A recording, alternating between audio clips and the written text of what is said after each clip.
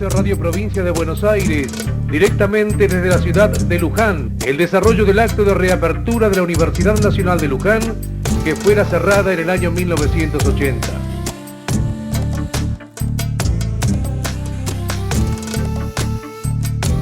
Preside esta ceremonia el señor presidente de la Nación, doctor Raúl Alfonsín.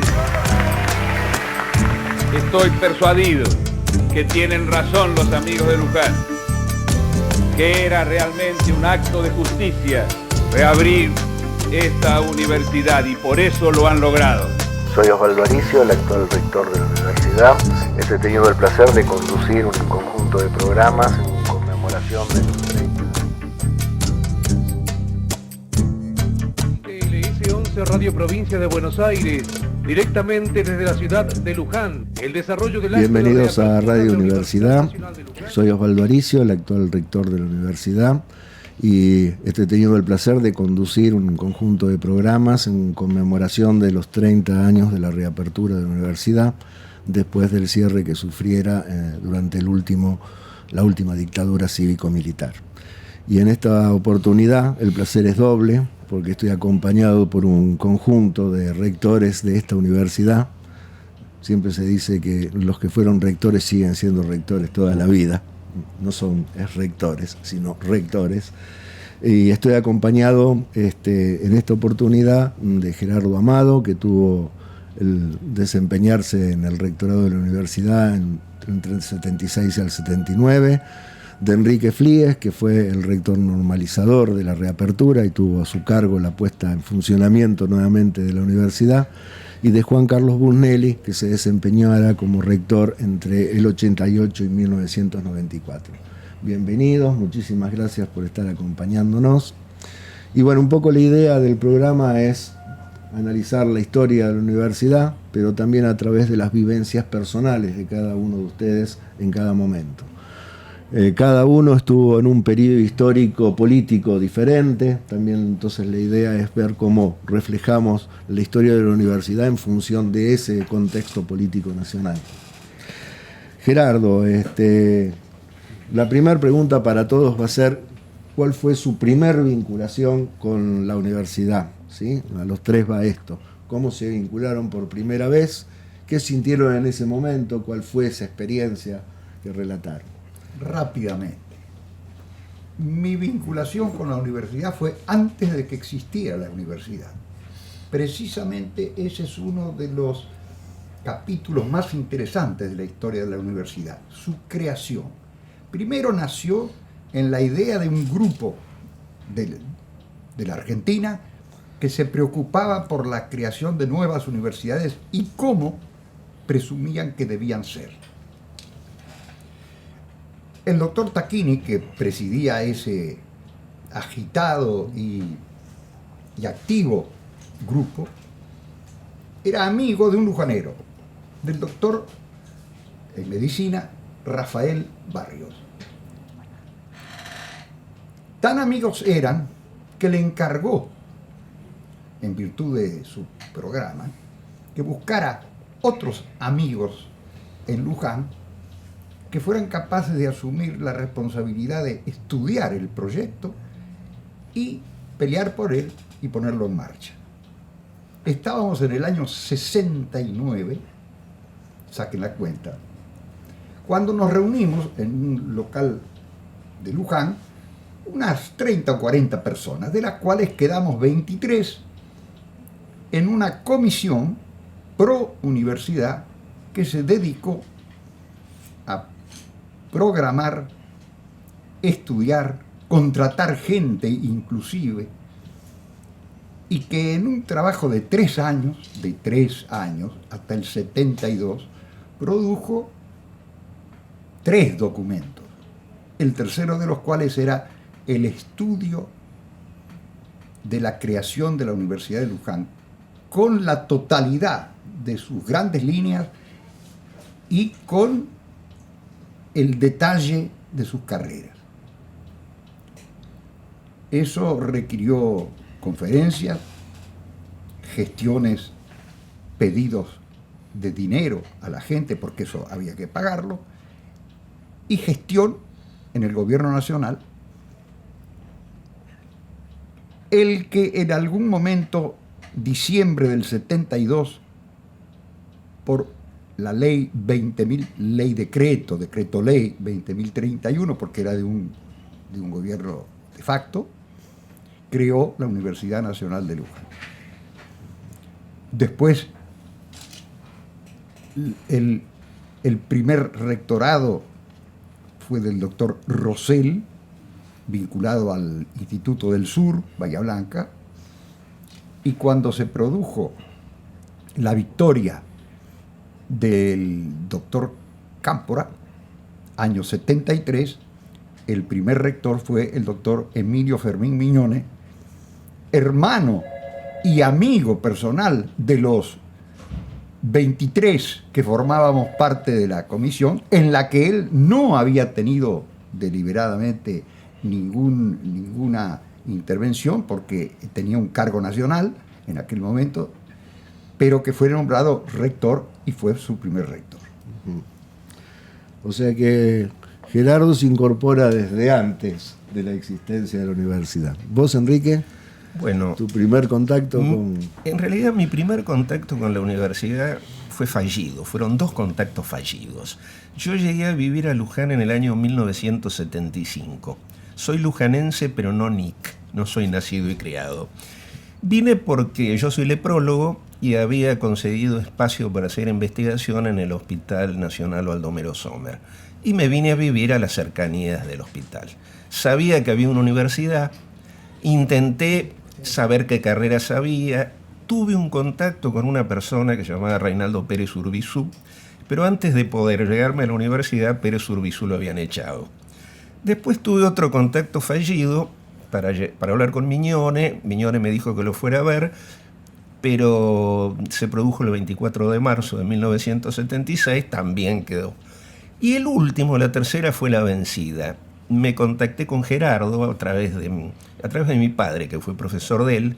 Gerardo me contactó con Alfredo Jaguán, que era el director del Departamento de Política Científica y Tecnológica, y Jaguán me dijo que ellos tenían un sistema de concursos internos se llamaba apertura del registro de aspirantes, que se iba a producir a la brevedad una que estuviera atento. Bueno, se produce, sale publicado en Clarín, creo, lo leo, presento mi currículum. Al poco tiempo me viene a ver a mi consultorio un señor que tenía pinta de militar, con bigotes, muy serio. Yo creía que esta persona venía a entrevistarme. No, venía a decirme que había sido designado profesor adjunto. La persona era Pedro Hernández, quizás mi mejor amigo en esta universidad. Y bueno... ¿Y eso en qué año fue, Enrique? Eso fue en 1977. 77. A partir de ahí, salvo el interregno del cierre, estuve siempre vinculado a la universidad. Muy bien. Juan Carlos, en tu caso, la incorporación, el vínculo, ¿cómo nace? Yo, tomando las palabras de Enrique, soy Nick, nacido y criado. Y fui rector porque era Nick. Yo, como dijo Gerardo, soy desde siempre. Te voy a contar una anécdota. Yo fui monaguillo y pertenecí a la Acción Católica Argentina. En la época que yo era aspirante, el presidente de la regional de Luján era Emilio Miñone. Mi jefe de grupo era Gerardo Mado y yo era aspirante. Qué casualidad. Los 3 NIC y los 3 rectores de Luján, de la universidad. Es decir, yo desde siempre lo conocí a Emilio. Se dio una circunstancia que yo conocía lo del proyecto porque tenía una relación muy estrecha con Tomás Arana, con Rumo Jardín, con Miguel Lombroni, que hacía una parte de secretario. Pero además, yo en el año 73 fui secretario del bloque de la Alianza Popular Revolucionaria y además, como era de carrera, era director de la Comisión de Presupuesto y Hacienda. Cuando se crea la universidad, Emilio, después del interinato de Rosell, que lo nombra Cámpora, comienza a gestionar la universidad. Y comienza con los problemas del Tribunal de Cuentas, con el problema de conseguir fondos. Como yo estaba en la comisión de presupuesto de la Cámara y era secretario de un bloque político, te podés imaginar, Osvaldo tomaba el teléfono y hacía cuantos llamados se te ocurría y le resolvía todos los problemas. Pero además yo estaba estudiando, porque a mí me había ido muy mal en la actividad privada, pero no viene el caso, y entonces me había recibido. Y un día Emilio me dice, te tenés que venir conmigo a Luján. Pero yo estoy en la Cámara, vos venite. Y entonces en abril de 1974, por eso yo digo que soy el profesor más antiguo de sociales y no sé si de la universidad, me nombra, tengo la fotocopia en papel cebolla, la copia del nombramiento con la firma de Emilio Miñone, profesor en la universidad. Había un señor Tomasini en aquella época, y ahí comienza mi carrera. Por supuesto, aterricé dando clase en Campana, en Chivilcoy, en 9 de Julio, en San Miguel, pero lo hacía con mucho gusto porque la universidad, todos nosotros estábamos imbuidos de una mística que realmente era un proyecto innovador que iba a cambiar la sociedad, en la cual nosotros podíamos formar nuevas personas con nuevas ideas que tenían que ver con ese nuevo mundo que se estaba anunciando y que mucha gente no quería ver, y por lo cual después se cerró la universidad, precisamente por esas ideas innovadoras y por ese grupo que era realmente pluralista, abierto y de alta significación. Pero, así como le sucedió a Gerardo con su rectorado, a mí me dejan prescindible junto con otras personas importantes de Luján, entre ellos el profesor Barral, el profesor a mí, Núñez, el profesor Núñez, Lombroni, a mí, la hermana de la Plaza, y por supuesto con una aplicación del artículo 5 del decreto que no nos permitía trabajar en ninguna institución pública, y cada vez que vos querías entrar en alguna empresa privada pedían los antecedentes a la CIDI y realmente no podías trabajar. Es decir, yo fui a vender boletos a Alital Park. ¿Puedo comentar una cosa? ¿Cómo no? Porque lo recuerdo. A tal punto llegaba esa forma de persecución de servicios, de informaciones, porque que ya con la universidad cerrada, recuerdo que vos te presentaste un concurso en la Facultad de Ingeniería de la UBA. Sí, estaba tu papá. Mi papá era el decano y mi papá me preguntó, ¿esta persona es lo que dice este informe? Que decía peligroso, izquierdista. Yo le digo, absolutamente no. Además, es una excelente persona, fue muy buen profesor acá y es una persona política democrática. De todas maneras, no podías entrar porque tenías vetado la entrada. Claro, hay una cosa que después me enteré, a lo mejor no es trascendente, pero yo recibía prospectos de libros de economía de México, en el cual hablaban de la planificación, y en ese momento el zumbo de aeronáutica, que tenía que leer la correspondencia mía, planificación para ellos era hablar de comunismo. Y entonces realmente este eran algunos de los informes. Además yo había actuado evidentemente en el radicalismo y había actuado después en el Partido Intransigente y habíamos ido, como decía mi amigo Tomate Arana, con el crucifijo en una mano, con los en ese momento demócrata cristiano y la hoy la martillo en el otro, porque íbamos en la Alianza Popular Revolucionario, que estaban los comunistas y los demócratas cristianos. Entonces, bueno, como dice Enrique, eso me persiguió durante muchos años hasta que en el año 84, con la reapertura de la universidad, ahí retomé mi cargo de profesor titular, que dejé después en el año 95. Bien, vamos a hacer un cortecito y después volvemos y ya vamos a ir ya sabemos cómo cada uno se vinculó con la universidad. Ahora vamos a avanzar en los momentos que cada uno de ustedes tuvo que gestionar esta universidad desde el rectorado. En 5 minutos volvemos.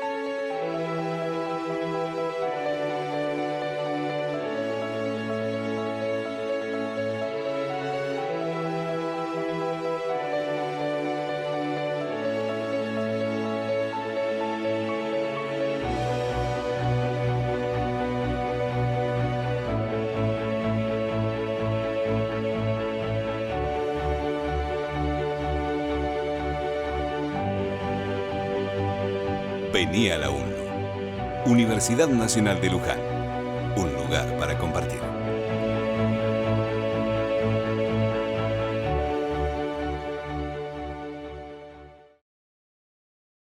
Gerardo, bueno, vos tuviste que vivir un periodo bastante complicado, porque estaba toda la amenaza del cierre de la universidad, el gobierno militar.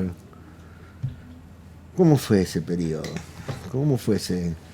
Fue un poco casual para mí. Yo en el momento del cambio, Cámpora gana las elecciones, lo nombran a Miñone, y cuando se produce el golpe del 24 de marzo del 76, por supuesto, al otro día renuncia Miñone y la universidad queda acéfala de la normalidad, por cierto. Llegan a la universidad dos militares, el teniente coronel Maríncola y después el mayor Tomasi. No se portan mal. Pintan, lo que hay que pintar se pinta, lo que no hay que pintar se señala, y se ponen unos carteles. Hay que aclarar que la universidad en ese momento está a 4 kilómetros de acá, hacia Mercedes, la famosa, conocida en Luján, Hostería San Antonio, y tenía también 4 o 5 lugares para dar clase, para ejercer la administración en Luján. Esto no estaba. Miñone había padecido la ojeriza de López Rega, y ahí empezó o siguió de alguna manera la contra que tenía la Universidad de Luján en los sectores del gobierno, en algunos sectores de algunos gobiernos. Le otorga 4 hectáreas, que son estas en las que estamos aquí sentados hoy, al frente de todo el terreno del Instituto de Menores Ángel T. de Alvear, que era del Gobierno Nacional y del Ministerio de Bienestar Social, que había sido en el decreto ley de creación otorgado a la Universidad Nacional de Luján. Mientras tanto, durante el rectorado de Miñone, como yo soy ingeniero y amigo de él y formaba parte de la comisión, me encomendó el hacer el primer proyecto para la universidad, el suficiente para empezar a funcionar, pero que teniendo los fondos en el presupuesto, no había habido tiempo de instalarse en este lugar.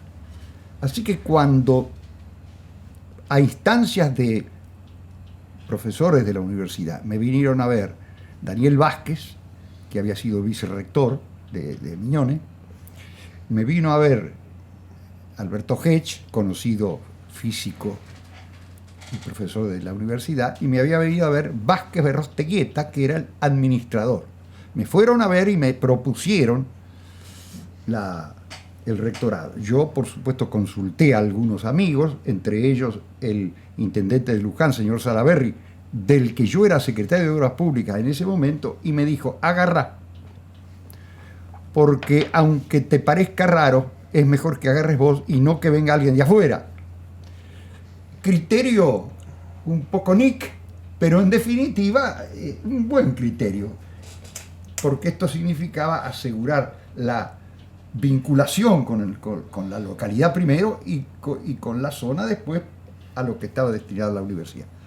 Por lo tanto, pido consejos acá adentro, amigos tenía, y alguien me dijo: tenés que ir a verlo al ministro, que en ese momento el ministro nacional de Educación era Bruguera. Ya me dijeron que había habido alguien que no había aceptado porque había oído decir, ojo a esta afirmación, ya en el año 76 que esta universidad iba al cierre. Y el ingeniero Pedro Arnech, amigo nuestro, miembro de la comisión, etcétera, había dicho, voy a averiguarlo.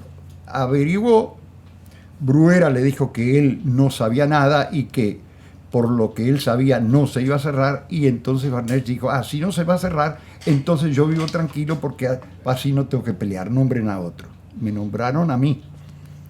Yo hice la misma o parecida pregunta y obtuve la misma o parecida respuesta. Y además, como la ley de creación le había otorgado las tierras del entonces Ministerio o Secretaría de Bienestar Social, también hice esa pregunta. Y Bruera me dijo, gestiónela. Yo la gestioné y al año siguiente, además de las 4 hectáreas que había dado el Ministerio de Bienestar Social bajo, lo nombré hoy, ¿quién era? López Rega. López Rega. Fui a verlo a Florencio Varela, entonces director, y Florencio Varela gestionó y obtuvimos 250 hectáreas. No el edificio, porque eso se lo reservaron, no el edificio, pero las 250 hectáreas. Como el proyecto estaba y los fondos estaban, a fines del 78 estábamos poniendo la primera palada en este sector. Y así, en algún momento se inauguró con un Congreso Nacional de Tecnología de alimentos. De tecnología de alimentos, y eso fue, a mi juicio, lo principal que hice yo en mi modesto rectorado y corto, y seguir con las instituciones y creaciones que Emilio Mignone ya había instalado en la conciencia pública y en la de la universidad. Eso fue, Enrique, digamos, rápidamente lo que... Es bastante conocido del inicio de la reapertura hacia adelante. Pero, ¿cómo fueron esos 6 meses previos, ¿no es cierto?, al restablecimiento de la democracia? ¿Cómo se manejó ya el tema? ¿Qué sentimiento había en la gente de la universidad, si esto iba a ser reabierto o no?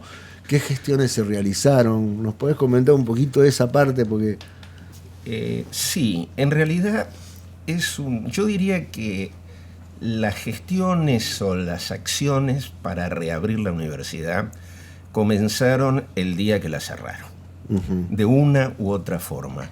Todos los que estábamos involucrados en el tema, de adentro o de afuera, pero trabajando para la universidad, aportamos granitos de arena. Los 3 que estamos acá lo sabemos muy bien y lo hicimos, cada uno en la medida de sus posibilidades. Gerardo, por un lado, con los contactos que tenía, locales, nacionales, escribiendo, sin firma, pero la pluma era inconfundible, muy buenos artículos. Perdón, tenés razón. Y yo deliberadamente no firmaba para que no pareciera una campaña mía para que me pusieran de rector de nuevo. Claro. Es decir, algo de zorro hay que tener, obviamente, en la vida pública. Juan Carlos también, desde afuera, por lo que él ya ha contado, pero con muchos contactos académicos, profesionales, comerciales, bueno. Y yo, desde 2 puntos, yo seguía haciendo docencia, no en la universidad. Yo pude haber seguido teóricamente. Yo era profesor de microbiología, una asignatura que seguía existiendo. Era profesor titular ya, tenía antecedentes. Pero bueno, también tenía una exposición pública y política, y cuando intenté ver qué pasaba, un destacado ingeniero civil y contraalmirante, el ingeniero Marín, ex decano de la UBA, averiguó algunas cosas y me dijo que esperara, que tuviera paciencia, porque por el momento yo no era bien visto. Tenía razón, esperé 4 años y me nombraron rector. Así que no fue. Pero se trabajó pero para hacerlo corto, se trabajó mucho.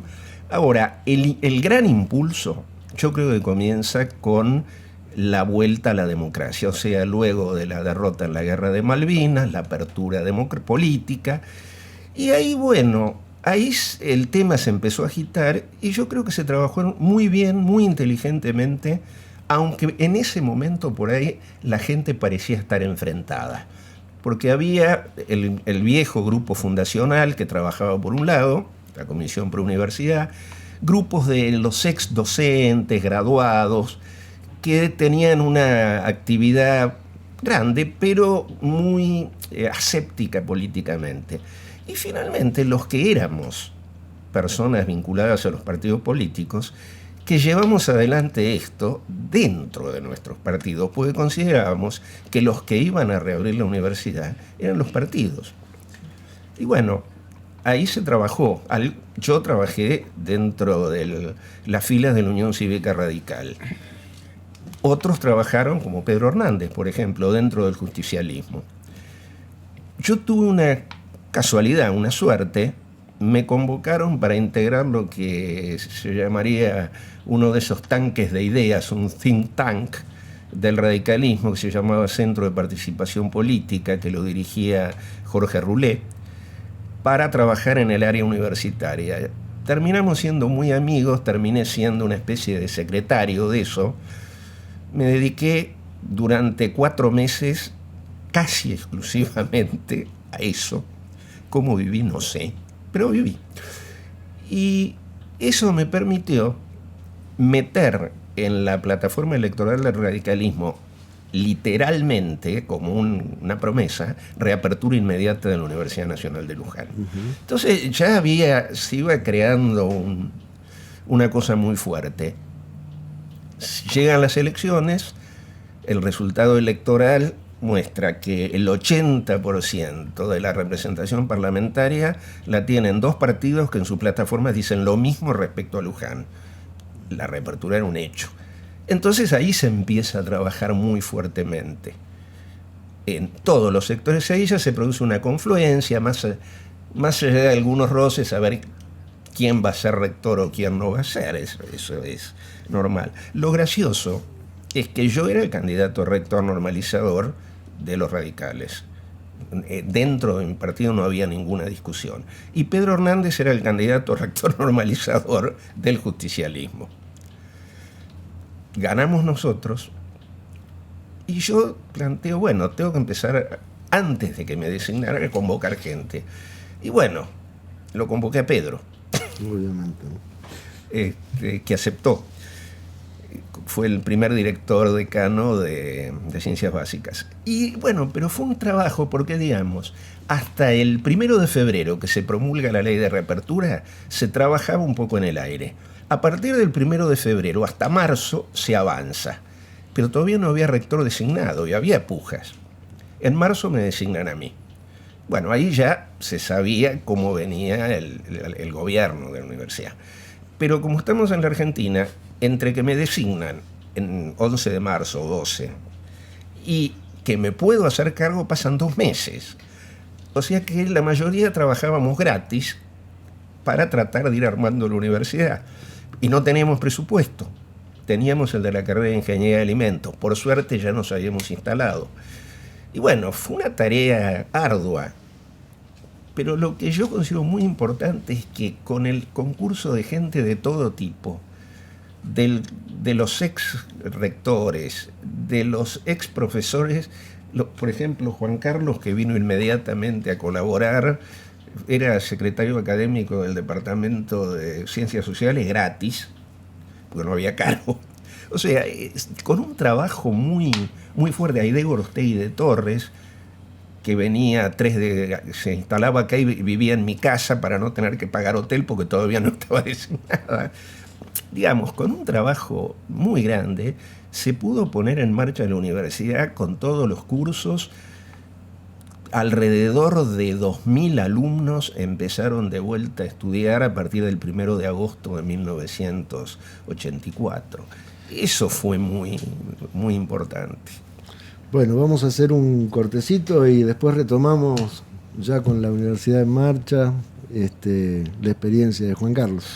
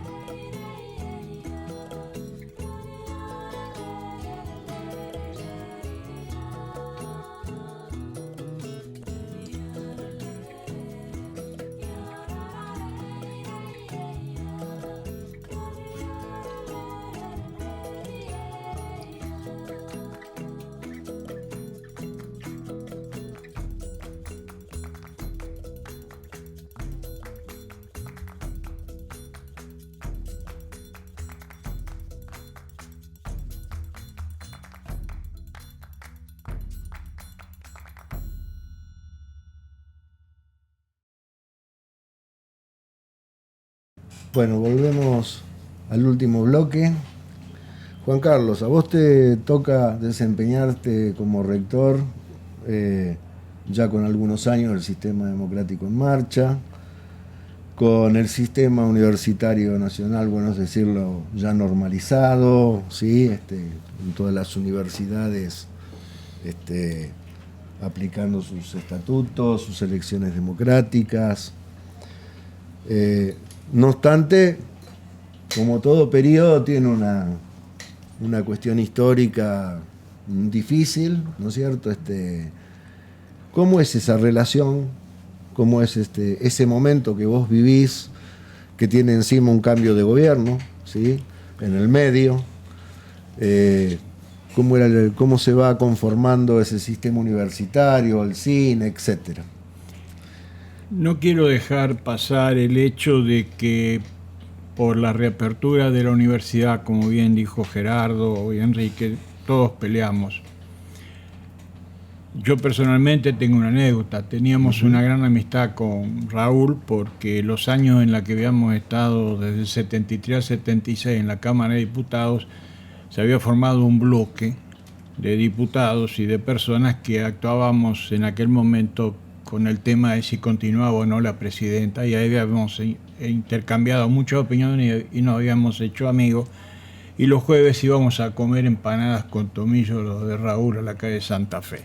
Entonces con Tomate Arana, que había sido senador y diputado, personalmente fuimos a verlo al Hotel Panamericano, donde él atendía antes de ser presidente, y pidiéndole la reapertura, y él se comprometió que el primer acto que iba a hacer cuando ya fuera presidente era mandar un proyecto de ley en las extraordinarias, cosa que hizo, y así se reabrió la universidad. Como vos bien decís, en mi caso, yo no tenía nunca había pensado ser rector de la universidad, no era mi objetivo. Ya la universidad estaba normalizada, los rectores eran electos por elecciones de los claustros. Pero dadas las circunstancias de lo que estaba pasando a mediados del año 88, un grupo de estudiantes y un grupo de docentes empezaron a conversar conmigo, y así fue que me presenté en las elecciones de 1988 por una lista de estudiantes, de docentes, de graduados, y el otro candidato era el doctor Cristóbal, que era secretario de Ciencia en aquel momento del licenciado Moreno. Bueno, yo tuve la fortuna de ganar ampliamente con el 70% en el claustro de estudiantes y también en el claustro de profesores, no así en el de graduados. Y por supuesto la asamblea universitaria no era voto directo. En aquella época me eligió rector por 3 años. Como vos bien dijiste, a mí me tocó no solo gestionar la universidad durante los últimos meses del gobierno de Raúl Alfonsín, sino además el cambio al gobierno de Menem y después Cavallo. Y con 2 hiperinflaciones en el medio. Bueno, en el momento que yo asumí, estábamos en el medio de una hiperinflación, y el primer problema que yo me encontré, yo asumí el 23 de diciembre del 88 y llegué acá el día 26, y vienen y me tiran arriba del escritorio 5 volúmenes de expediente en la cual me dicen que tengo que resolver la recategorización. ¿Qué es la recategorización? Si acá hay 150 recursos de empleados no docentes que no se recategorizaron más. ¿Y qué es esto? Bueno, pero además no hay plata para pagar los sueldos. Entonces, en ese momento el ministro era Sábato, y una de las chicas de Luján era una de sus secretarias, y bueno... Victoria Goulan. Claro, empecé a hablar con Jorge, y que éramos amigos, y pude conseguir los fondos. Estaba Cachacho Storani, como no era secretaría la de universidades, era una dirección de universidades, no sé si te acordás, Enrique. Sí, era una dependencia menor, es decir, con un funcionario una cosa, menor. Todavía no había tomado la enjundia que fue después con la Secretaría de Asuntos Universitarios. Lo primero que hice fue pedir la radio y pedirle el Instituto Alvear. Le mandé una carta personal a Alfonsín con Azulino Calcaño, que era uno de los secretarios que él tenía, que éramos muy amigos, ellos lo conocen, Sí, hijo fue. de un gran dirigente radical de La Plata que había sido embajador nuestro en la época de Frondizi en la UNESCO. Alfredo Calcaño. Alfredo y Calcaño. Azulino Y colaboró Azulino. desde la reapertura con todos Le mandé nosotros. una carta, te pido que y 6 días antes de dejar la presidencia me firmó el decreto de creación de la radio y a través de Beberaggi nos dio totalmente todo el Instituto Alvear, las otras 200 hectáreas, el edificio, todo firmamos, que es lo que yo a veces publico en el civismo actualmente, diciendo que nosotros tenemos derecho a todo. Porque después, ¿qué pasó? Cuando lo obtuvimos, en ese momento había un intendente justicialista, amigo de un ex rector de esta casa, con los cuales se opusieron el proyecto de la universidad con la carrera de minoridad para proteger a los menores de la calle, etcétera. Esas cosas que tiene la política interna. Pero al haber asumido, no solo había problemas presupuestarios, teníamos el problema de afianzar la universidad. Se había desconocido en algunos lugares. La gente te preguntaba por Miñone, qué era de la vida de Miñone, te preguntaban por la universidad, y la universidad a sus 3 misiones fundamentales, ¿no es cierto?, investigación, docencia, extensión, había que agregarle un aspecto de penetración en la sociedad, al servicio de los intereses de la comunidad, y no de Luján. Miñón inteligentemente la había hecho regional para que cuando nos quisieran tocar tuviéramos el apoyo de otras comunidades. Entonces había que afirmar los centros regionales. ¿Y qué hicimos nosotros? No solo nos afirmamos, sino que además tratamos de trascender las vías del ferrocarril y las rutas para estar adentro de Luján, no en las afueras de Luján. Y además logramos comprar un edificio en la calle Ecuador para hacer posgrados. Y además de eso nos quedamos con el Instituto de Educación Física en San Fernando, que con un valor multimillonario en dólares de lo que es eso, con la idea de hacer una licenciatura que se hizo y después un doctorado que tuviera que ver con el tema de deportes, etc. Todos proyectos, y nos dedicamos a crear organismos que funcionaran y que obtuviéramos fondos complementarios, porque Cavallo no quería darnos presupuesto. Entonces se creó la Unión de Gestión Académica Externa, el Centro de Asistencia Técnica, el CITEFA, el CIDETA, todas instituciones. Se generó la planta piloto, generamos convenios con universidades del exterior y además contamos con la contribución de Enrique, que fue durante 6 años el secretario de Ciencia y Técnica, al cual reconozco su trayectoria, de Gerardo, que realmente siguió como un docente destacado. Él no ocupaba cargos porque en ese momento era suficiente con su presencia invalorable como docente, y nunca sacamos un docente, ni perseguimos un docente, ni nunca dejamos a nadie sin su convenio, su contrato. Esto es lo que puedo exhibir. Nadie fue perseguido durante los 6 años. ¿Por qué? Porque el grupo que manejó la universidad, que yo lo encabezaba, era totalmente plural. Había justicialistas, había radicales de distintas vertientes, justicialistas de distintas vertientes, algunos amigos de la izquierda. Mi primer vicerrector fue Pedro Hernández. Con Pedro Hernández habíamos tenido en algún momento algunas situaciones preocupantes en la época del proceso. Y tratamos de afirmar un proyecto, hicimos un planeamiento, armamos la estructura orgánica funcional, quisimos modificar el estatuto para encontrar mayor participación. Y fue un momento arduo. A mí me tocó, por suerte, ser miembro del CIM, cuando el CIM fue institucionalizado, pero además fui un año presidente, peleando con Cavallo, que quería que echáramos de un día para otro 40.000 no docentes, peleando con Cavallo, que no nos daba recursos. era una situación difícil y, como vos bien dijiste, atravesando 2 hiperinflaciones.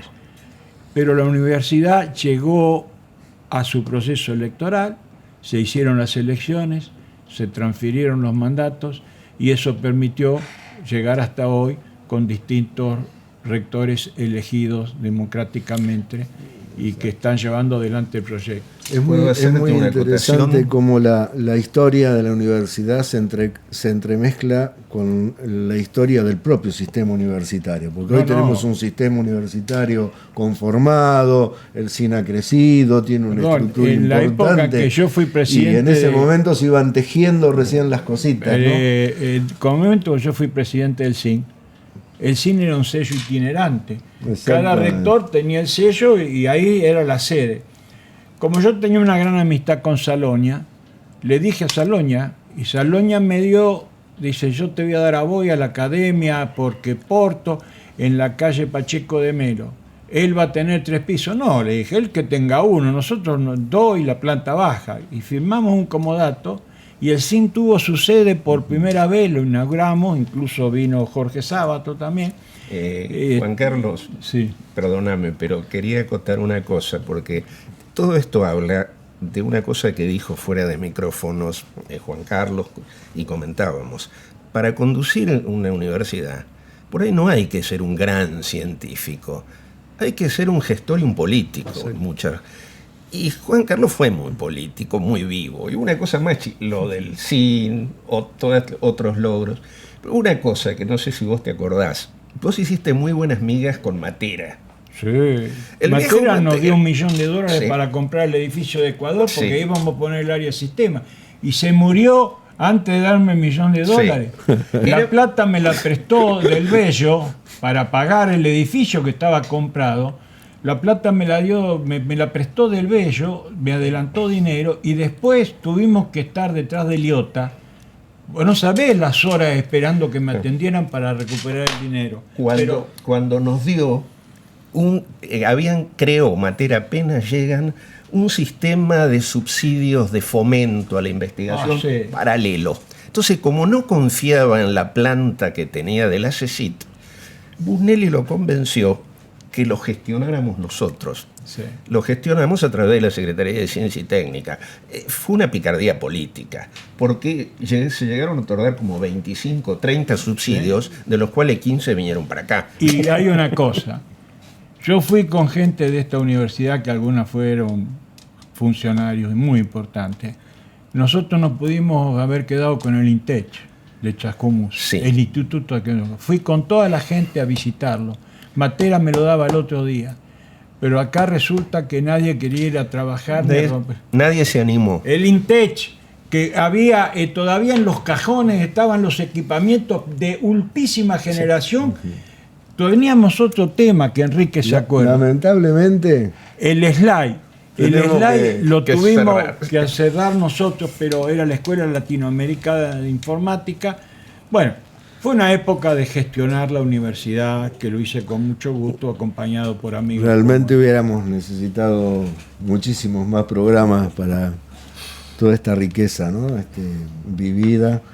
Creo que hay un hecho importante que es el tema que creo que se mantiene hasta la actualidad, los nucleamientos políticos que compiten al interior de nuestra universidad siempre han sido pluralistas, por más que sean distintos. Creo que esto se mantiene, creo que es un valor agregado de nuestra universidad esto. Y para ir cerrando les pediría 30 segundos a cada uno una reflexión hacia el futuro, ¿sí? La actualidad y hacia el futuro de la universidad. Hemos visto cómo de nada, de las cenizas, ¿sí? Tenemos lo que hoy tenemos. Y bueno, una reflexión final a cada uno. Gerardo. Yo creo que la reflexión surge, primero, unidad en las finalidades y hasta en los medios y los recursos. No sujeta a diferencias de ninguna otra especie, ni política, ni religiosa, ni filosófica. Segundo, hay que recuperar las cosas que se perdieron cuando el cierre. Acá se perdió toda la idea que empezaba a funcionar y funcionó durante un tiempo de educación a distancia y de tecnología educativa. Todo lo que se perdió con respecto al Instituto de razonamiento histórico referido a la museología, eso también se perdió, se olvidó. Y creo que hay que seguir con el mismo estilo. Trabajo, acuerdo discutido, pero acuerdo en definitiva, y no permitir que de ninguna manera la pequeña política propia ni la pegada de la vida política del país impida una permanencia y una extensión seria. Enrique, reflexión final. Adhiero a lo que dice Gerardo y agrego lo siguiente: no le tengamos miedo a crecer. La universidad no tiene que conformarse con lo que es y no aspirar a mucho más con el criterio de decir, bueno, tengamos la excelencia en lo pequeño que somos. Yo creo que tenemos que crecer, explorar nuevas áreas de conocimiento, nuevas áreas académicas, expandirnos, explorar la expansión geográfica en nuestra región, ya no para el Gran Buenos Aires, sino para el interior de la provincia, y crecer, como creció antes del cierre, como creció durante la normalización y como creció con rectorados como el de Juan Carlos Bunelli. Juan Carlos. Yo adhiero, por supuesto, a lo que han dicho Gerardo y Enrique. Yo escuché muy atentamente tu discurso cuando asumiste el rectorado. Hay una cosa que realmente te pido de que lo tengas en cuenta y lo lleves adelante. Evidentemente, el avance científico-tecnológico produce cambios sustanciales en la sociedad, a tal punto que hay una nueva economía que es la economía del cambio tecnológico. Eso nos lleva a que nosotros tengamos que enfrentar sectores del conocimiento en el que en este momento no estamos avanzando y que nos pueden dar nuevas oportunidades de seguir siendo aquel proyecto innovador que íbamos a la cabeza de las innovaciones. Probablemente tengas que encontrar aportes para una nueva oferta académica y nuevas áreas de investigación, como te acaba de decir Enrique. Vas a tener todo mi apoyo, que no es mucho, pero por lo menos eso nos va a permitir ser fieles de aquel proyecto de la Comisión de Factibilidad, ser un proyecto innovador al servicio de la sociedad. Les quiero agradecer muchísimo que hayan estado aquí con nosotros y bueno, ese es el reto, ¿no? Que retomemos la senda de innovación que tuvo siempre esta universidad. Creo que lo podemos hacer, y si seguimos aportando entre todos va a ser mucho más fácil. Bien, muchísimas gracias por acompañarnos y a ustedes los esperamos en el próximo programa aquí en Radio Universidad.